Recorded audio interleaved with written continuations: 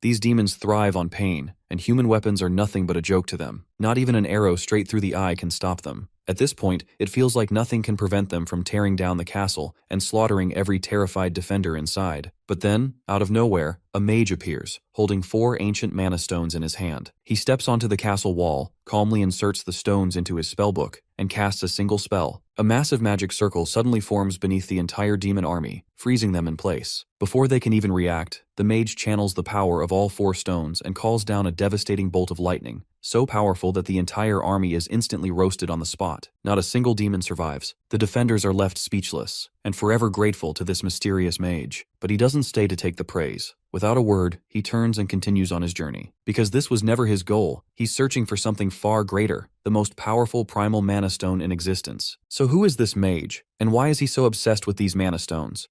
In a noble mansion, Lord Malik keeps slaves locked away in his basement. These unfortunate people are treated as trash, and because of that, he forces them to polish stones in hopes of finding ones that hold ancient magic. Among these so-called worthless slaves, there is a boy named Alan who has already completed his polishing quota for the day, yet the magic stone nerd still wants to keep polishing even more. The supervisor arrives and begins punishing the other slaves for not polishing their stones properly. He orders them to polish their stones just like Alan's. As the supervisor tries to take the boy's stone, Alan resists and insists that he wants to make it shine even brighter. His stubbornness earns him a brutal kick that throws him to the ground. The supervisor admits that he cannot stand the look in the boy's eyes, while another ginger steps in and starts beating him without holding back. He grabs the boy by the hair, lifts his head, and tells him that he can polish 1 stone for every punch he takes. The bullies continue beating the poor boy until they are satisfied, but just as they are about to leave, Alan acts like a complete masochist and asks for more punches so he can polish even more stones for the day. The little masochist keeps pushing the supervisors to keep beating him until they finally get fed up and lock him back inside his cell. All of this is being watched quietly by an old geezer who sits nearby, focused on polishing his own stone while observing everything. The next morning, Alan wakes up, and the soreness from the beating makes him realize that he might have gone a bit too far and should have known his limits. He remembers a bluish stone he once polished and how deeply he fell in love with it. Alan wants to see more stones like that,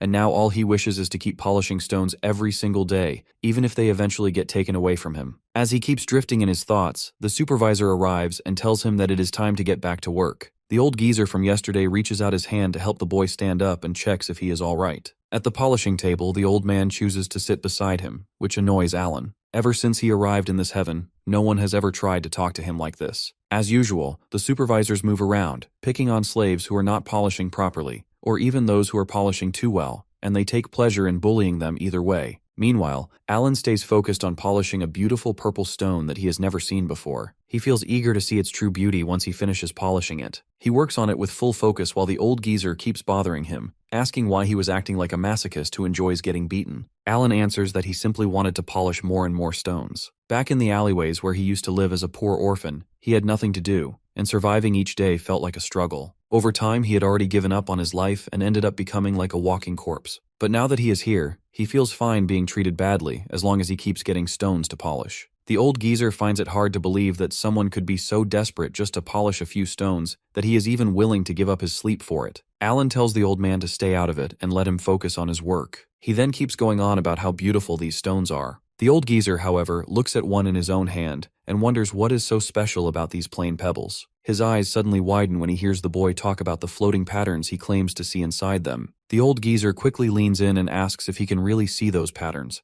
and Alan casually replies that anyone should be able to see them, including the old man himself. This answer makes the geezer smile, and he decides to teach the slave boy more about these stones. He explains that the floating patterns the boy can see are actually traces of ancient magic, and begins telling him about mana stones. He goes on to explain that if these stones are paired with a magic book, the power sealed inside them can be used. The old man then adds that the stones they polish here are mostly low-quality scraps. Hearing this, Alan starts thinking that there might be even more beautiful stones outside this place. The geezer continues sharing his knowledge, explaining that these stones can hold different elements like water, fire, and more. This finally grabs the boy's full interest, and he asks the old man to tell him more and also where he can find such stones. Just as the geezer says that he would first need to get out of this place, a magical attack suddenly flies in and slams the poor old man to the ground. The attack comes from the lord of the house, Malik, who arrives to check on the situation and see how things are going. He threatens the old man and warns him not to get any ideas about escaping from this place. Malik lets out a sigh and says that he did not expect the old geezer to still have enough strength left to even think about leaving.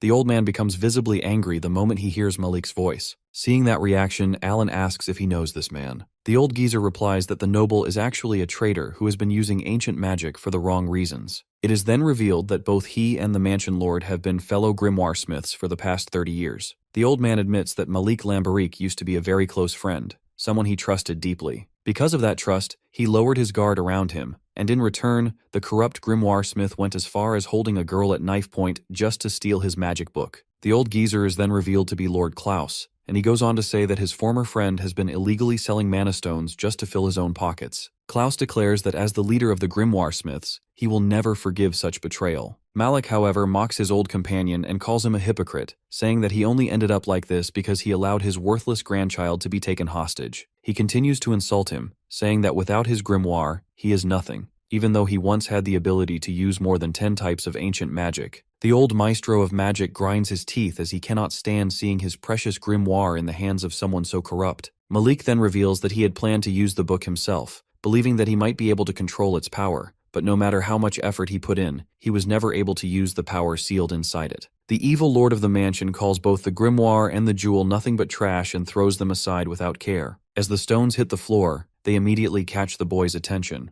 Alan feels a strange pull, as if the stones are somehow calling out to him. The evil lord then says that he now suspects that the maestro's strength might be connected to his eyes. He angrily demands that Klaus reveal how he is able to see the power within the mana stones. The old man tries to resist and make a final stand, but he is quickly overpowered again and has his hands tied. He looks up at the evil lord with clear hatred and tells him that his greedy and corrupted eyes will never be able to see what he desires. This statement enrages Malik, and he grabs Klaus by the hair while calling him a weak and worthless piece of garbage. He goes on to reveal his plan of cutting him apart and using him as a test subject until he finally obtains the power he seeks. The evil lord does not stop there. He picks up a burning candle and throws it onto the grimoire, trying to burn it to ashes right in front of its owner. Klaus shouts in despair as Malik declares that he will make sure the old man never even thinks about escaping this place again. As Klaus keeps struggling to break free, the little boy suddenly jumps straight into the flames, his eyes fixed on a mana stone that the Mad Lord believes is calling out to him.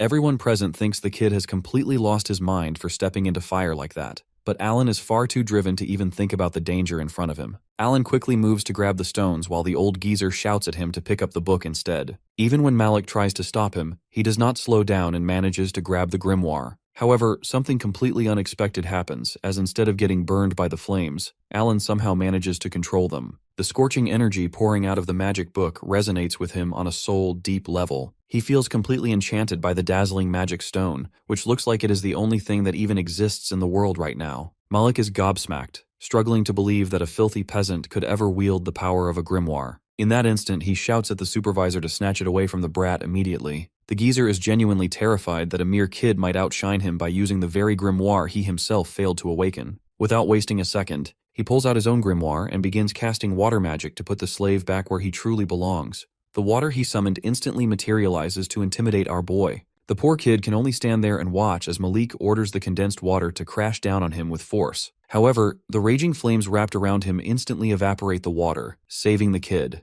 The traitor can only stare in stunned disbelief, completely confused about how something like this is even possible. The slave kid who awakened just minutes ago somehow has complete command over the raging flames. His threat level shoots up in Malik's eyes. No matter how much ice magic he spams, our boy goes full firebender on that fool, nullifying every attack.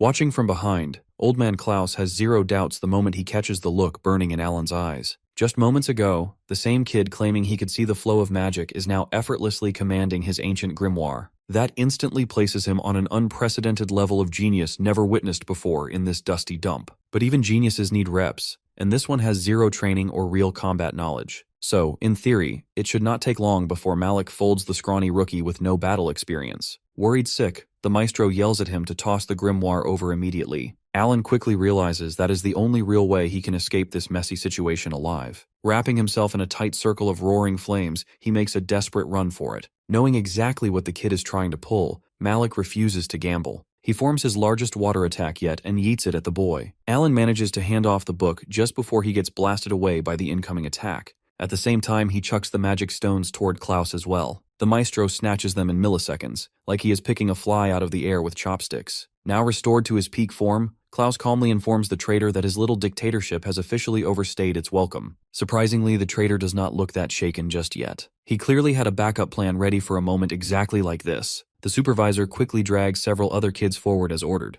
but these ones look disturbingly different, with deep scars across their bodies and magic stones embedded directly into their chests. Klaus falls speechless when he fully understands what the traitor did to them. Showing absolutely no remorse, the traitor coldly explains that they were all pieces in his grand master plan to overthrow Klaus. Then, without blinking, he rips the cursed magic stone straight out of one kid's chest, who collapses onto the floor with a heavy, painful thud. Even the cold-hearted supervisor nearly wets himself at the horrific sight. Klaus gets furious, shouting at the traitor for conducting forbidden human experiments, something no sane mage would dare do. Rolling the cursed magic stone between his fingers like marbles, the scumbag claims this was always the natural outcome. He wanted power, and these kids who would have died starving in the streets anyway might as well serve a purpose. That messed up line does not sit right with Alan, who freaks out. He snaps even harder when the traitor adds that being part of his experiments is an honor far too grand for lowly plebs like them. Right after that bold claim, the two mages go all out inside the cramped room. But this time, the maestro is the one getting forced backward step by step.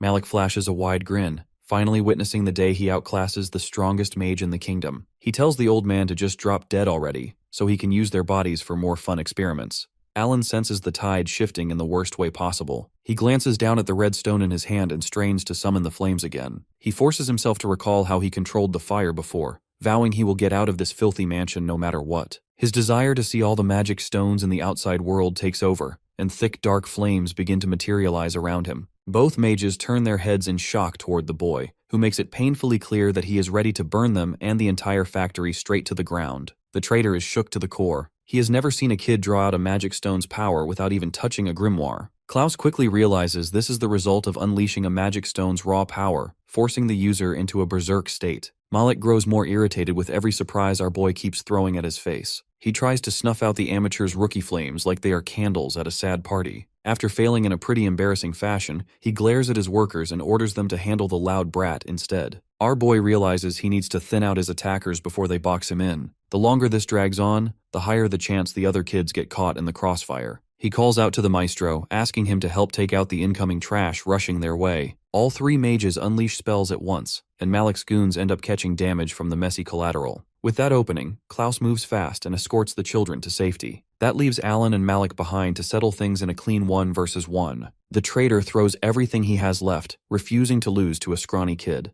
But his cursed magic stones burn out, and he finally feels the full force of our boy's fire magic head on. Feeling real pain for the first time ever, Malik completely loses his composure. The traitor spits curses and pulls out a new spell that traps Alan inside a solid obsidian sphere. That still is not enough to finish the job, as Alan shatters it from within and locks Malik in a brutal chokehold, burning away the arrogance and ego of the unhinged mage. Watching in stunned silence, Klaus never expected the newly awakened genius to overpower someone on Malik's level. Our boy turns toward him with a small grin and asks if they can finally deliver justice to the crazy scumbag. The mage leader agrees and lifts Malik's body into the air with controlled magic. Just then, Alan starts feeling dizzy as the side effects of overusing his power begin kicking in. The two of them make their way up to the surface, where Alan sees sunlight for the first time in years. He rushes forward, celebrating the simple fact that they finally have freedom and basic human rights. He excitedly shouts that they need to visit the place with the magic stones Klaus mentioned earlier. Obviously, that draws the guards' attention, who are already hunting for the idiot who set the mansion on fire. A few hours later, he finds himself standing in the king's court,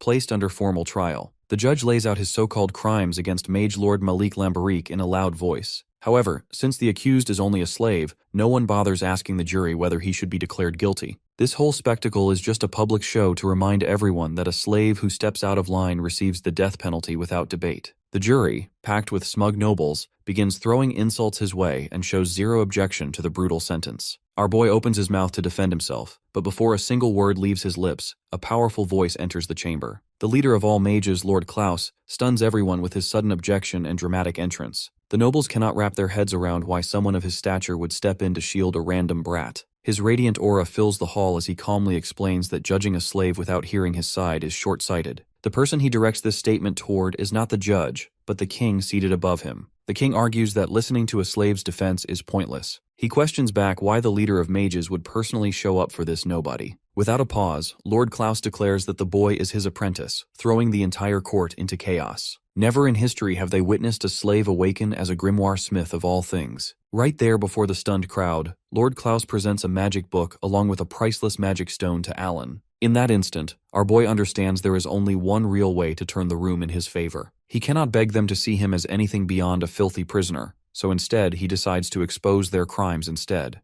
An NPC steps forward and unshackles our boy while the king states that they cannot afford to miss out on any grimoire users. However, he then adds that never in history has a slave ever become one of them. The other nobles also agree with that opinion and cause a huge uproar as they claim that a trash slave can never become an esteemed grimoire smith. Determined to prove them wrong, our boy touches the mana stone and activates water magic. Everyone gets stunned by the spectacle, and even the king falls silent. Meanwhile, our boy drifts into thought as he looks at the beauty of water. One noble dares to step forward and says that this is all some cheap scam. Before he can continue, Alan shuts him up with his water magic. The waves stop right in front of that noble who now stands frozen and too scared to even move. Our hero calls them out and says that they are shallow people who look down on the underprivileged and asks if they think they are above the law and free to commit murder. Sensing his menacing aura, the noble finally finds his voice and shouts that no one is above the law. With a smirk, Alan announces that there is someone who deserves punishment then. Willing his magic to disappear, our boy reveals that a piece of trash tried to kill both him and the old man. Malik even used children for his twisted human experiments, which is why he should be the one to face judgment.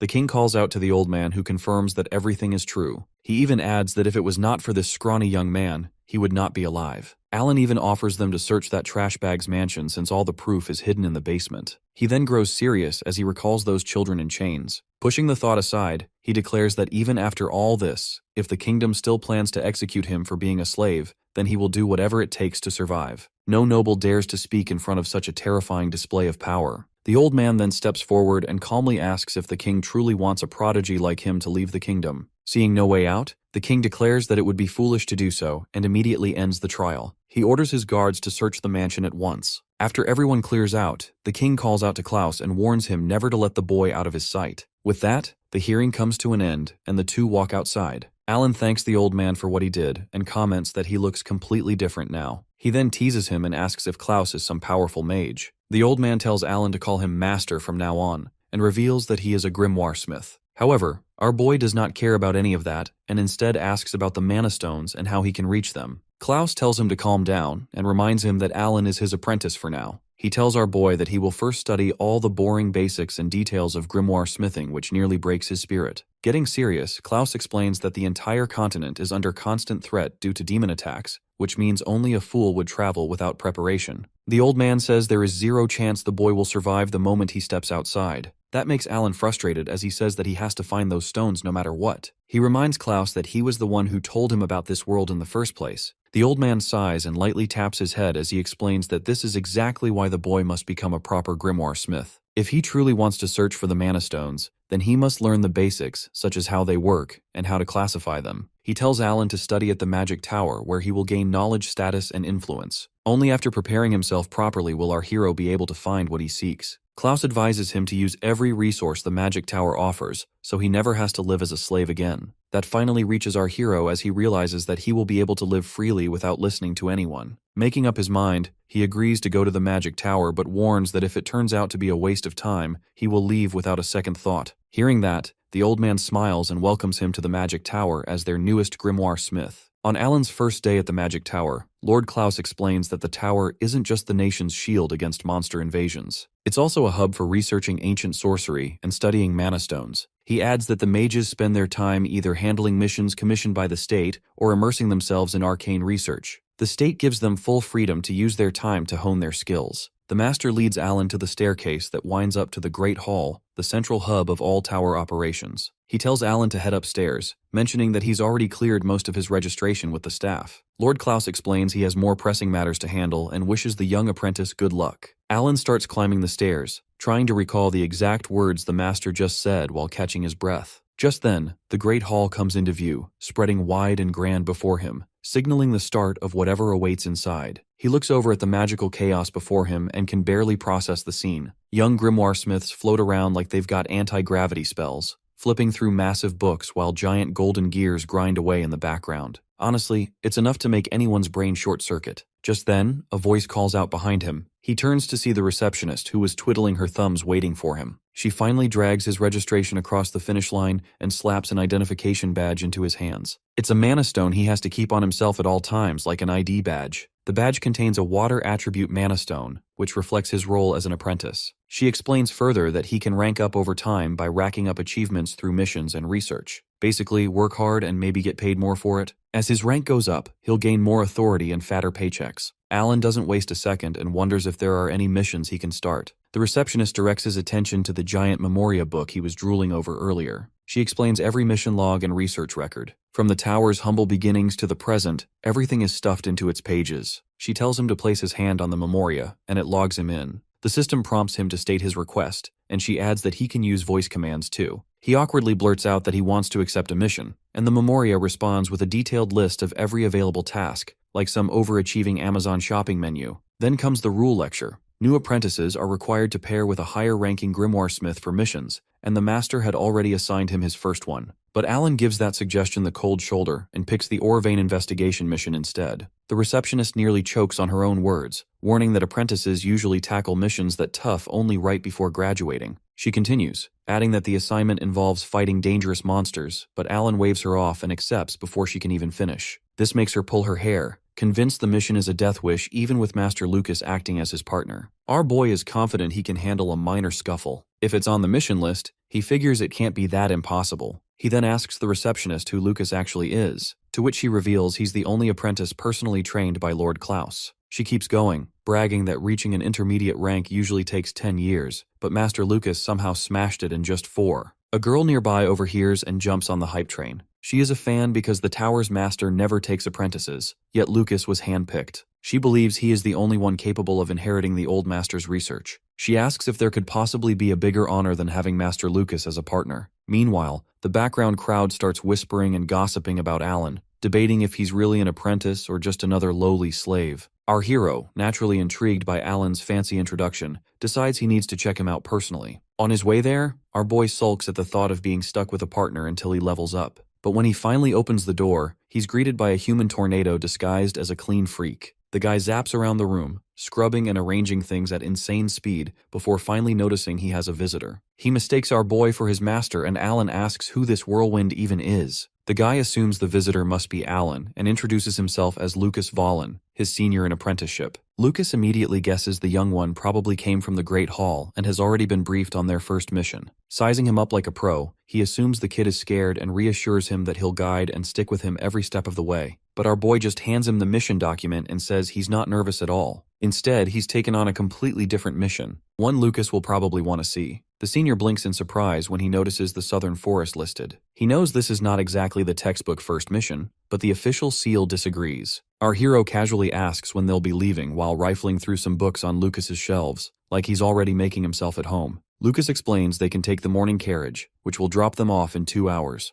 But Alan cuts him off mid-explanation and says they'll leave in the morning. Bro just walks away, leaving the senior confused. Lucas stands there like a statue and the mission documents slip from his hands. He mumbles something before he snaps back into cleaning mode and resumes turning the room spotless like Captain Levi. Our hero climbs the stairs and glances back at the senior, thinking he's actually a pretty decent guy. At the same time, he reminds himself they are about to set off on a big mission. He grabs every book he can reach and starts reading like his life depends on it. His goal is clear: gain enough knowledge to earn the right to participate in the Grimoire selection ceremony. After studying for so long, Alan falls asleep and then wakes up a few hours later. As he gets up, he notices Lucas, who is busy with his research. His eyes then land on the absolute specimens of mana stones sitting on the counter, and he instantly falls in love. Just then, the senior apprentice notices him and apologizes if he woke him up. Alan denies that and instead picks up one of the stones while he gets completely mesmerized by it. Lucas then asks if he can see the ancient magic inside them, which only he and the old man can normally see. Our boy then notices the golden frames around them and says that each one looks different. He then points out that 2 of them share the exact same framework too. Lucas finally explains that the designs differ based on whether they are attribute or derivative jewels. That completely flies over Alan's head, so the senior apprentice breaks it down and explains that mana stones, which contain ancient magic, are called jewels. These jewels are purified so that a magic user can properly use them. After confirming that Alan is following along, he continues and says that all jewels fall into these two categories. The wing frame jewel can manipulate natural forces and is known as an attribute jewel. On the other hand, the plant frame jewel is known as a derivative jewel, which can perform supernatural skills such as supervision and superhearing. He then opens a grimoire and points out that the patterns on the left and right pages differ for each type.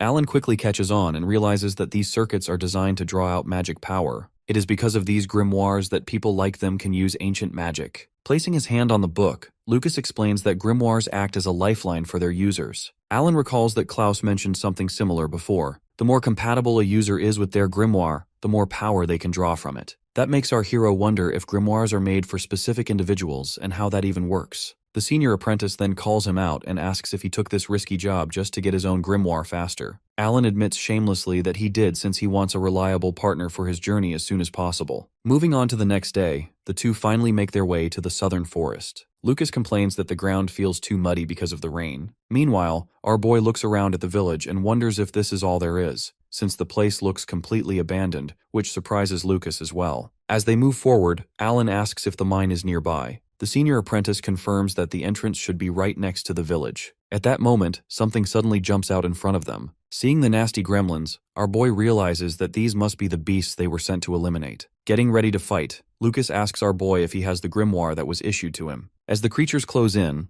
Alan recalls that he was given fire water and earth attribute stones. Even though fire would be the most effective, it would burn down the forest. Lucas then tells Alan to stay close to him at all times for safety, but our boy brushes it off and declares that he can handle himself. With that, he summons his grimoire and prepares to fight. Alan places the Earthstone into his grimoire as he confidently states that he can protect himself without much trouble at all. He places his hand on the ground, which sends sharp rocks shooting upward toward the wolf creature's core stones and kills them instantly. Lucas feels surprised to see that the newbie knows exactly where to strike, and Alan proudly explains that he read about it in his book just the previous day. The senior looks clearly impressed and calls him worthy of being the master's apprentice without hesitation. He allows Alan to go all out and joins him as they take down several wolf monsters together in quick succession. However, they suddenly hear a scream from a distance and turn to see a village guard under attack by one of the creatures. Lucas quickly clears a path by blasting the monsters away, but it becomes obvious that they will not reach the guard in time at their current pace. At that moment, Lucas grabs Alan and tells him to hold his grimoire tightly as he summons the dancing wind Istrafika. The spell launches them forward at incredible speed, and as soon as they close in, Lucas throws Alan straight toward the monsters without hesitation. Alan forms a large circle and summons multiple sharp spikes that pierce through the creatures and destroy them completely. They reach the village guard, who expresses relief upon seeing the grimoire smiths arrive just in time to save him. After that, they send him away to a safer location before continuing their mission ahead. Soon, they encounter the parent monster that appears to be the source of the entire brood causing trouble in the area. At that moment, Alan notices something unusual about its core stone, as its center emits a faint glow similar to a mana stone. He asks Lucas whether a monster can be killed without destroying its core stone, which sounds strange since no one has attempted such a method before. Alan explains that he can clearly see a light coming from the core stone, almost identical to the glow of a mana stone itself. However, Lucas admits that he cannot see anything unusual at all, which creates confusion between them. This makes Alan wonder if he alone can see this light and whether it differs from a normal mana stone in some way. He tells Lucas to trust him and follow his lead if he truly wants to understand what he sees, and he explains that they need to incapacitate the monster first. The blonde senior realizes that Alan sounds completely serious about obtaining the stone, and asks again if he truly sees a light within it. Alan's expression remains firm and unwavering, which convinces Lucas that he is telling the truth, so he decides to go along with the plan since the boy might actually see something beyond his perception. He tells Alan that he will support him and asks if he already has a plan prepared for this situation. The hero explains that he will restrain the monster with the Earthstone, while Lucas cuts through the core using his wind ability at the right moment. Lucas feels impressed by the idea and quickly uses Windbind to halt the monster for a short time. Alan steps in with his ground ability and imagines the earth around the creature turning into extremely fine sand to trap it more effectively. He refines the sand as much as possible and then uses his Waterstone to flood the area completely. The monster gets trapped in the thick mud that forms, and Lucas follows up with a Windblade attack, but it fails to produce any result at all. They realize that the creature has deflected the strike since the wind attack lacks enough power to break through its defense. Alan starts to think rapidly before he suddenly comes up with a clever solution that could turn the situation around. He asks Lucas to use his wind attack once more, and at the same time he brings out his firestone because fire can cut through tougher materials with enough intensity. He releases a stream of fire that merges with the wind attack and forms a much stronger combined strike than before. He pushes the wind intensity even higher before they unleash the full force of the attack directly at the monster without hesitation. Their risky idea works perfectly, and they manage to remove the core stone from the creature's body in one clean move. Before Lucas can react or celebrate the success, Alan moves instantly and catches the stone midair without missing the chance. Lucas states that he did not expect them to succeed like that, but Alan is more interested in the core stone. The senior apprentice thinks that the kid is already close to an intermediate Grimoire smith. The move our hero used earlier to sync his magic with someone else shows that he has the natural talent to pull off crazy stunts. The blondie sighs and says that he has his work cut out for him. Alan then points the stone forward and happily claims that there really is a golden light in it, but it looks faint compared to a mana stone. Even after looking closely, Lucas admits that he cannot see it at all and suggests that they should ask the master once they return. If the demon core really holds some ancient magic, then there is a chance to turn it into a weapon. Just then, some soldiers show up and call out as they ask if everything is fine. Lucas informs them that the demonic beast got sent on a one-way trip straight to hell and asks if the villagers are safe. All of a sudden, our boy freezes for a moment and wonders what just happened. It feels like someone tried to get his attention. The senior apprentice snaps him back to reality and tells him to show his grimoire and jewels so he can assess them. Our boy just stands there and looks back toward the mine while Lucas calls out to him to hurry up. Sometime later, everyone in the village celebrates as they realize they made it out safely. Lucas announces that his grimoire and jewels are working fine as well. The two then decide that they will head to the mine. The senior apprentice explains that whenever a mana stone vein is found, the grimoire smiths must confirm whether they are real mana stones. However, Alan only hears mana stones and instantly drifts into his imagination. Snapping out of it, he tells Lucas that they need to hurry. Just as the two are about to leave, an old man suddenly shouts at them to stop. He warns them not to enter the mine or Lord Aonuma will get angry. That catches Lucas's interest as he wonders who that is. The old man goes on a full rant and says that the Lord is the guardian of this forest who made the mine his home. The blondie plays along and nods to everything. A young man tries to stop the old man, but the geezer keeps going and blames the younger generation. He claims that ever since people stopped worshipping the Lord, demons started attacking them. While the young man holds him back, the two excuse themselves and quickly leave. As they enter the mine, Lucas explains that Aonuma is most likely a phantom beast. However, he has never heard of such rumors before today. Phantom beasts do not fully fall under monsters or animals, since their bodies are made of mana stones. Seeing the stars in Alan's eyes after hearing about mana stones, Lucas starts to understand how his tiny brain works. The rumors say that phantom beasts live for a very long time and can use ancient magic without limits. Even though some are confirmed to exist, there are still many that the Magic Tower has not recorded. Just like Lord Aonuma, these beings are often worshipped as divine figures, which makes our boy wonder if there is one here too. Lucas replies that if there is one, then it would likely be an unregistered phantom beast. He tells him not to expect to find one so easily since they are considered divine beings. Legends say that sometimes phantom beasts grant blessings to mages they approve of. Even though this is documented in history, most people still treat it like a fairy tale. Alan drifts into thought as he wonders how a phantom beast would look if it is made of mana stones. He also wonders if the voice he felt earlier belonged to one and gets excited at the idea of meeting one. The senior apprentice snaps him out of it and says that they have reached the area. Alan looks ahead and immediately gets blown away by the sight. As he touches the crystals, our hero almost tears up because of their beauty. Lucas explains that mana stone surveying is easy for them since they can see the golden light inside them. Our boy then asks if there are tools for those who cannot, which makes the blonde proud that he is actually paying attention. All of a sudden, Alan freezes again and realizes that it is the same feeling as before. He fails to notice the ground breaking beneath him and falls through a hole which makes Lucas nearly have a heart attack. Screaming as loud as he can, Alan manages to survive as he hits the ground with a heavy thud. He then looks up and sees more mana stones glowing brightly and gets mesmerized by their beauty again. Staring at the golden light, he feels shocked as he wonders if all of these are real mana stones. The rock nerd is so mesmerized by the sight that he does not even register his worried senior yelling his name from above. Lucas tells him to stay put while he figures out a safe way down. But Alan isn't so nice. He refuses to not explore a crystal cavern that looks like the biggest vein of diamond ore on the server. As he walks in deeper, he senses something is off, like the walls are circling around him. A second later, he blinks in confusion at the sight of a massive head and a curved horn poking straight out of the wall ahead. The enormous figure shifts again, and he realizes it is a living creature formed entirely from mana crystals. The fish-like beast glides above him, giving him a next-level aquarium show without the glass wall. As he wonders whether this is actually a phantom beast, he hears its voice echo directly inside his mind. The creature confirms that humans have indeed called it that before. Curious, Alan asks if the voice in his head belongs to it. The megalodon-sized phantom beast explains that his magic-seeing eyes drew it toward him. In all its years, it has never encountered a human with eyes like his, ones that view the world through the same lens as the ancient spirit creatures. Our boy asks why others cannot see it, and the beast admits that even phantom beasts do not fully understand the reason. The only clue it recalls is something an old friend once mentioned,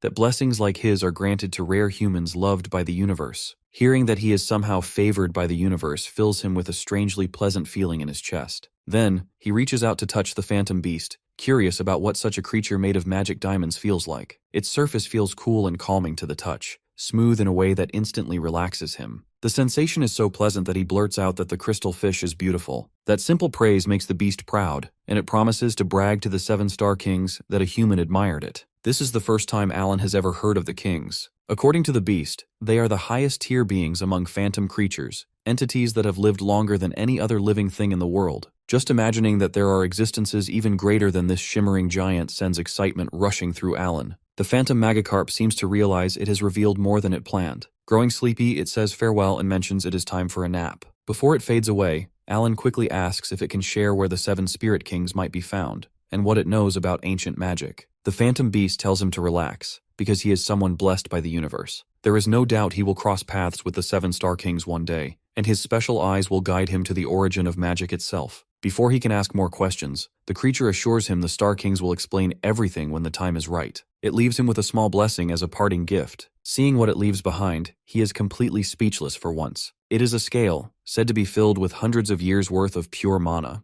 The beast wishes him luck in reaching the primal mana stone, a legendary gem whose radiance outshines every other stone in existence. Then it flaps its fins away, and Alan snaps back to reality just as Lucas finally reaches him. When his senior demands to know what he is holding, Alan casually replies that it is a phantom beast's blessing. Bro stares at him for a long second, clearly debating whether the fall scrambled his brain. He insists that a phantom beast literally handed him its scale, but Lucas is not buying that nonsense. Back at their master's lab, Alan shares the same story about his shiny new scale. Klaus asks Lucas for a clean report on what exactly happened down there, but he tells him to leave out the part about the phantom beast and the demon core. He says he will personally discuss those matters with the other mage lords. Then he turns to Alan and finally delivers the words the kid has been waiting to hear. Lord Klaus states that since Alan found the material, it only makes sense that he should be the one to refine it and carve it into a magic stone. He grants him full authority to use anything inside his research lab. While he arranges the specialized tools required for the task, however, he instructs Alan to go and choose his own grimoire first. Just the thought of selecting his very own grimoire sends a surge of excitement through him, and he grabs his senior before rushing out of the room. The two arrive at a massive gate bound tightly in heavy chains. Once it opens, Alan steps inside and finds himself staring at an enormous library, shelves upon shelves stacked to the ceiling with countless grimoires waiting to be chosen. The bells begin to ring as they announce the start of the grimoire selection ceremony, and all the grimoire smiths turn with excitement to see who will choose a grimoire this year. However, their expressions shift when they notice that the participant is just an unassuming slave boy who has only stayed there for 2 days. They begin to question how someone like him even gained the right to take part in such an important ceremony at all. They assume that his participation itself feels foolish, since a slave like him could never realistically hope to receive a grimoire in the first place. A girl points out that a grimoire once glowed for Lord Klaus during his ceremony, but another guy quickly dismisses that claim as nothing more than an exaggerated urban legend. He argues that he checked the records in the memoria, and insists that it only showed a slight twinkle instead of anything dramatic. His receptionist watches with clear anticipation, and wonders if Alan truly intends to go through with this attempt, despite the odds. He reaches the entrance of a massive chamber, and asks if that is where the grimoires are kept, and Lucas confirms that the place is known as the Grimoire Archive. He explains that it serves as the storage for grimoires that still wait for a master to claim them. Lucas tells Alan to pay close attention and explains that a grimoire chooses its user, not the other way around under any circumstance. He warns him never to touch the grimoires placed on the shelves, because one will come forward on its own if it accepts him. If nothing responds, he must leave empty-handed without forcing anything at all, so Alan clearly understands that no selection means no reward. Lucas further explains that this rule is exactly why it is called the right to participate in the ceremony, rather than a guaranteed outcome. He adds that mages who lack sufficient experience often fail to gain acknowledgement from any grimoire at this stage. In that case, Alan would need to refine his abilities through missions before he earns another chance to participate again in the future. Before Alan steps inside, Lucas hands him a unique golden ball that immediately draws his attention with curiosity. Before Alan can even question it, the ball suddenly grows wings and begins to fly around on its own. Lucas explains that it is a mystery mousecatool, which allows them to observe everything Alan sees from a distance. He adds that this exists purely to prevent cheating, and that broadcasting the feed to the Memoria serves as standard procedure for every participant. Lucas tells him that he must already be appearing on the Memoria at that moment, and the other Grimoire Smiths watch his surprised expression as it reminds them of their own ceremonies in the past. Lucas reassures him not to worry and says that he will wait outside for him before wishing him good luck with a calm smile. Alan then steps into the archive and begins to walk forward while he takes in the unfamiliar surroundings. Soon he notices that the entire place feels completely silent, yet he senses something breathing, as if the space itself lives like a creature. He slowly turns around when a faint light catches his attention, and then realizes that not all the books in the archive are actual grimoires. He begins to wonder if the glowing ones are the real grimoires as he stands in front of one such radiant book with curiosity. He feels tempted to reach out and take it, but he quickly recalls Lucas's warning and stops himself before making a mistake. Alan grows slightly frustrated with the situation as he questions how he is supposed to know whether a grimoire has chosen him or not. Just then, he turns around again and briefly catches sight of a strange beast that vanishes almost instantly without a trace. He wonders if it might be a demon at first, but then he realizes that it must be something entirely different from what he expected. Just then, a strange wolf appears in front of him with a mark on its head which catches him off guard. He yells at the others to stay alert and starts chasing the creature. As he moves through the narrow hallways, he finally reaches a clearing where the wolf sits on top of a horizontal column. Alan gets completely blown away by the majestic scene in front of him. The wolf then stares straight at him, which makes him flinch, but then it slowly lowers its head.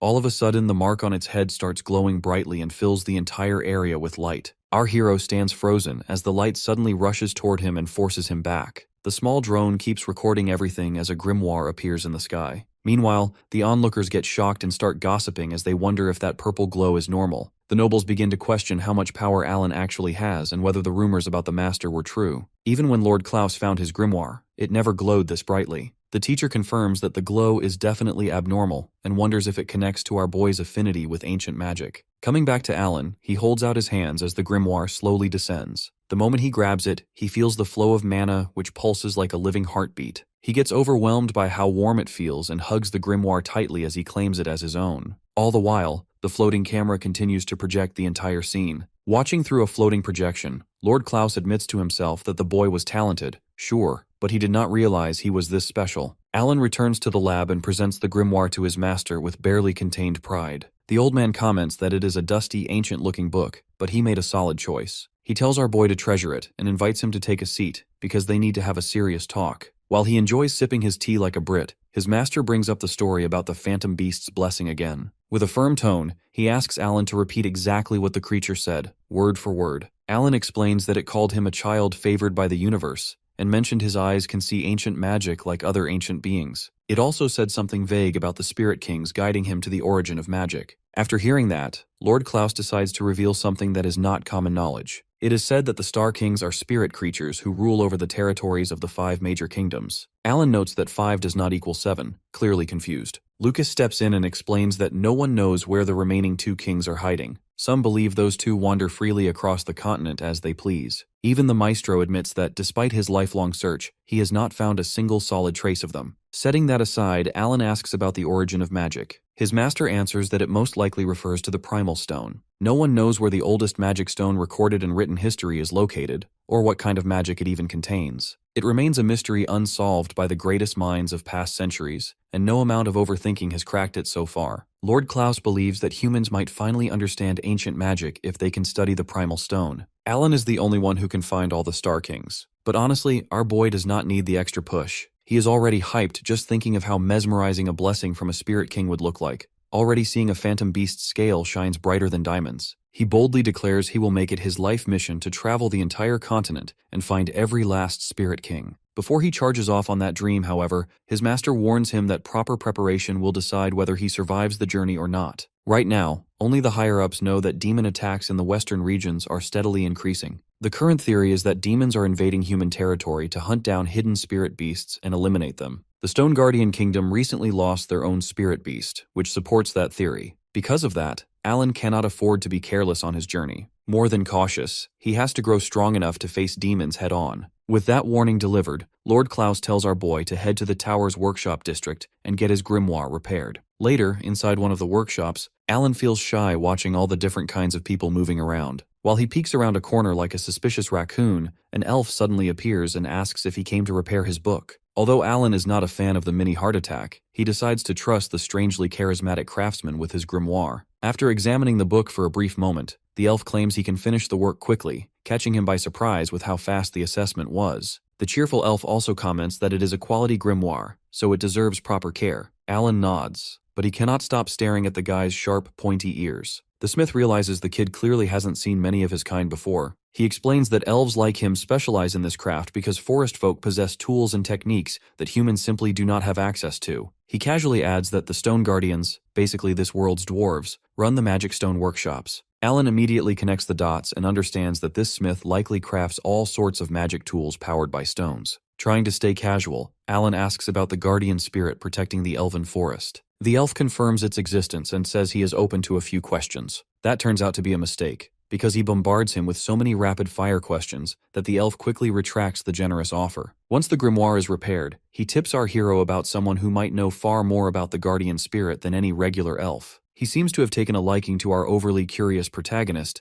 so he shares one more small secret. Soon, a caravan from the forest will arrive, and a ridiculously strong warrior usually escorts it. That escort might be Alan's best chance at getting real answers. Meanwhile, outside the magic tower, an elf lounging on top of a caravan roof looks completely bored out of his mind. The escort tells him they are almost at their destination. He remembers the time he dueled with Klaus when the old chap was younger and absolutely annihilated him. Since then, he hasn't faced any real competition, and wonders if this time he might finally encounter someone who puts up a good fight. The next day, our boy looks like he's about to collapse after pulling an all-nighter, polishing the magic scale like his life depends on it. By now, Lucas isn't even surprised to see him laughing maniacally over a rock. His senior tells him the traveling merchant market has opened and invites him to go outside to touch some grass. Walking through the bustling bazaar, Alan is completely awestruck by all the strange and fascinating items on display. One of the elf merchants shows him an intricate torch tool that's popular with the elves. Hearing about the forest people, he suddenly remembers the real agenda for the day. He glances around, spotting elves everywhere, but none of them look like the ridiculously strong warrior he's looking for. As he continues searching, he comes across a trader selling caged animals. Seeing the creatures treated like he was as a kid fills him with anger. Right then, a loud boom erupts nearby and everyone runs from a monster that broke free. It looks like an ordinary animal at first glance, but his eyes recognize there is something wrong with it. The elves confirm it's an enraged Morlock and order all the humans to flee, but Alan isn't a listener. The forest folk attempt to fight back against the Morlock, which is usually a passive animal that's also weak to water magic. To calm this one down, they need a water mage. However, the Morlock nearly incinerates one of the elves with its fire breath. Alan jumps in to save the day. The forest folk stare in disbelief. He is just a small human wielding a novice grimoire, yet he stopped a monster far larger than himself. But instead of offering thanks, the annoying elf from before yells at him,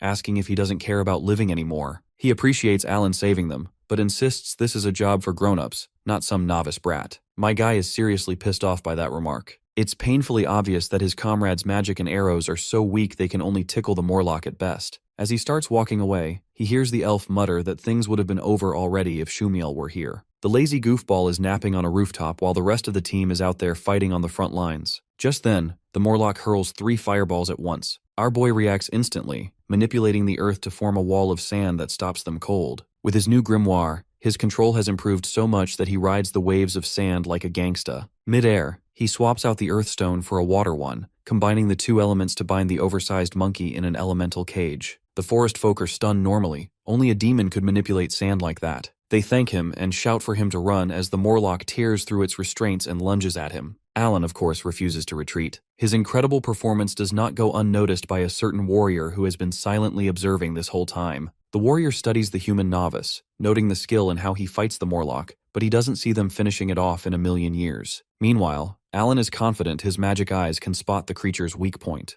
Just as he prepares to strike, however, an arrow slices past him. The Morlock's head gets blown right off its body. A hand lands on his shoulder, and he hears a voice compliment directly in his ear. Our boy can't even sense where it came from, but he immediately realizes this person is leagues above every other elf around. The irritating elf from earlier calls the guy Shumiel, confirming that he is the strongest fighter they had been waiting for all along. All the forest folk swarm around Shumiel like fans, but the previous elf grabs him by the collar, visibly triggered with his smug attitude for one-shotting the Morlock. He reminds Shumiel of his own status. Shumiel's tone turns serious as he fires back, questioning whether they remember what their status really is. A party of seasoned elven warriors should honestly be ashamed, having to rely on a human kid to save them from a single monster. Shumiel turns to Alan and smirks, calling him a pipsqueak who packs quite a punch. Alan stays unfazed, showing he's not easily triggered, which makes Shumiel like him more. But his eyes are not focused on the elven warrior. They are locked on the Morlock, which is somehow moving even though its head was blown off. A wise man once said, "People die after they're killed." Alan knows this, so the only reason the creature is still alive is probably the magic stone embedded in its chest, just like Malik's experiments. The warrior happily offers to back Alan up,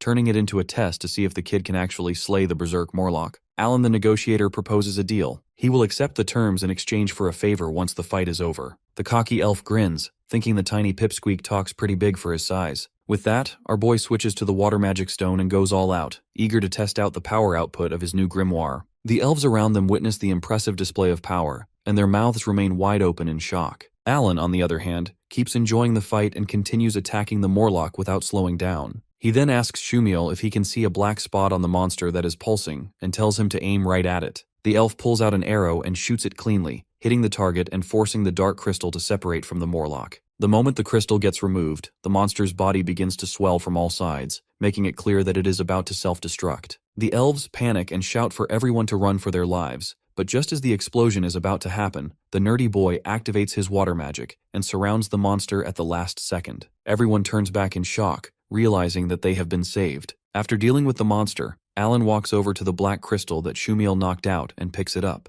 As he studies it closely, he notices that it looks similar to the ones Malik used for his own schemes, which makes it clear that Malik might be involved in this somehow. Just then, the clingy elf Shumiel rushes in and hugs the boy tightly, praising him for all the effort he has put in. Alan quickly takes the chance to ask what he has been wanting to know and jumps straight to the topic of phantom beasts. He asks if Shumiel knows anything about the phantom beast in the elven lands and what kind of magic it uses. Hearing such a sudden question surprises Shumiel at first, but when he looks at Alan, he only sees a curious kid who wants to understand the world. He pats his head and tells him that he also carries a scent similar to a phantom beast. He then explains that the phantom beast of the forest kin is known as one that can read the winds. He introduces the phantom beast as a high and mighty cool-looking eagle that is capable of moving across the barriers of time. He further explains that the beast can see everything, and that would include their conversation just now, and he uses this as an excuse that the beast might get angry at him for revealing so much. He tells the boy that if he truly wants to see the beast himself, he should take part in the festival that is held once every 50 years in the land of the forest kin. He explains that all he needs to do is defeat him and the rest of the guardians to earn a guaranteed chance to meet the king. He raises the boy's interest even more by adding that the next festival is going to be held in just 2 years. The boy, however, chooses the shorter path and challenges Shumiel right there on the spot. He argues that if he defeats him now, there would be no need to wait for any festival. The clingy elf finds the boy interesting, but reminds him that there are other guardians as well, including himself, and he would have to defeat all of them. He tells the boy to train properly for the next 2 years if he wants to stand a chance, and promises that he will give his best when the time comes. Alan confidently replies that he is going to win for sure. Just then, Lord Klaus arrives and calls out to the boy. He takes the black crystal from him, and then realizes that the elf standing beside him is none other than Shumiel. The maestro reveals that he had fought against all 7 guardians before and managed to win against all of them except for Shumiel. The clingy elf asks the geezer if the boy is his apprentice, but before he can continue the conversation, his escort comes running toward him, and Shumiel quickly leaves to avoid getting dragged into any responsibilities. While leaving, he reminds the boy that he will be waiting for him at the festival in 2 years. The old geezer then asks the boy if he truly wants to go to the Forest Kin's festival. He explains that he would need to become much stronger, and at the same time, he admits that he himself can no longer take on that challenge, while still believing that Alan might actually have a chance. Alan starts daydreaming about his victory, and how much he wants to meet the great eagle he has just heard about. A few days later, Klaus studies the material he recovered from the boy. He comes to the conclusion that someone might have planted that object inside the beast, and begins to worry that the boy could be facing even more trouble in the near future. Just as he gets this uneasy feeling, he receives a call and learns that there is an emergency, as the demon army is heading toward the southern city. Meanwhile, Alan finishes preparing the Phantom Beast's mana stone and feels eager to test the magic stored inside it. He quickly tries to use it while Klaus shouts at him to stop using magic inside the room, but he is already too late. Lucas and Alan's faces light up as the blue glow intensifies. But just as quickly, they get blue-balled as the magic dies down almost as fast as it appeared. Both are left scratching their heads. He clearly sensed a massive surge of mana, but every time he tries to control it, it slips through his fingers like water. Lord Klaus explains that the magic is far more complex than normal ancient spells, requiring a high skill level to fully wield its power. That reminds Alan of the Phantom Fish Spirit's words that the magic may be tough to master, but it was confident he will eventually learn to control it. Putting that aside, Klaus informs the two that the demon army in the south is more active than ever. Because of that,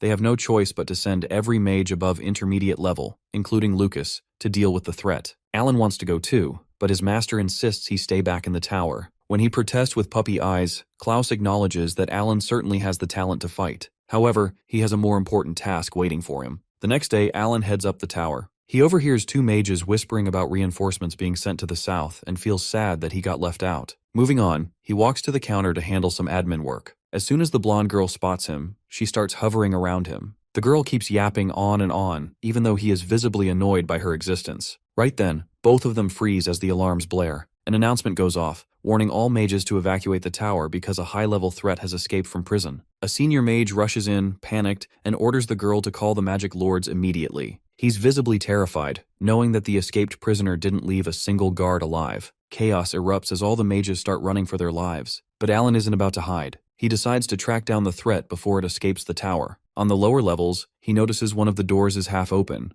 Peeking inside, he finds the person he least expects. A flash of bitter memories hit him like a truck. Without hesitation, he pulls out his grimoire ready to strike. His target, Lord Malik, appears strangely calm at first. But after seeing him, the old man's body starts contorting, and he starts to talk nonsense. The psycho rambles that he has the right to reshape the world, claiming it was bestowed by his master. He swallows a crimson magic stone. Malik blatantly declares that it will be a great honor for Alan to witness his mission firsthand, which is to pull an Itachi on the kingdom. Alan rapidly casts water magic to stop the threat. Black flames erupt around Malik, who states he will become known as the 8th Star King. The Mad Mage smashes Alan aside and blasts a hole through the wall, escaping to the outside. Our hero's eyes widen in shock at Malik's appearance. His body looks like he was gooning for months, leaving nothing but skin and bones. Mildly shaken, Alan is determined to stop the madman before he takes innocent lives and gives chase. Suddenly, his necklace announces a mission to all mages: eliminate any demons in the city and save the citizens. Alarm bells ring in his head as he tries to process what the warning means. From a high vantage point overlooking the city, he sees demons running rampant, terrorizing the people at every turn. He tears through all demons in sight as he races through the capital, trying to make sense of the chaos. Standing atop a fountain, he spots Malik half-naked, shouting about how strong he's become. The Mad Mage unleashes his flames, engulfing all the mages surrounding him. But Alan intervenes, stating he should try taking on someone his own size. The Mad Mage summons all kinds of demons to swarm him, but Alan blows them away with ease. Malik barely flinches because his level of power is nowhere near enough to challenge him. The half-demon, half-man makes a generous offer to kill him with minimal pain if he apologizes. Alan refuses, politely reminding him that he's the one who should be begging. He already got humiliated by him when he was just a little boy. Malik's fragile ego shatters, and he drops the Mr. Nice Psychopath act. He increases the number of monsters attacking Alan, and reinforcements soon arrive. Other mages mistake Malik for just another demon and prepare to strike. Alan tries to warn them that the escaped prisoner is dangerous, but they ignore him. They see him as just a novice half their size who doesn't know what he's talking about.